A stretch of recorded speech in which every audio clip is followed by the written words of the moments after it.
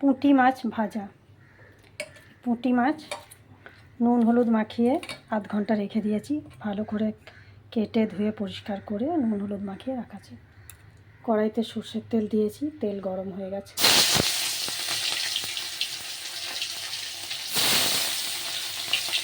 মাছগুলো একটা একটা করে দিয়ে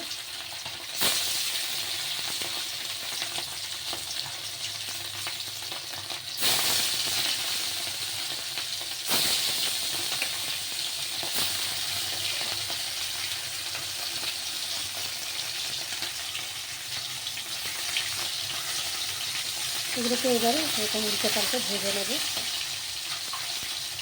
ভেজে তুলে নেবে। এরপরে এটাকে কিছু সবজি দিয়ে একটা তরকারির মতো করবে, ঘন্ট মতো। এই আলু, পেঁয়াজ, কাঁচা লঙ্কা, একটু লাউ, টমেটো দিয়ে একটা তরকারি করবে। এটা পরের ভিডিওতে দেখাবো, এখন দেখালাম পুঁটি মাছ ভাজা। Thank you for watching.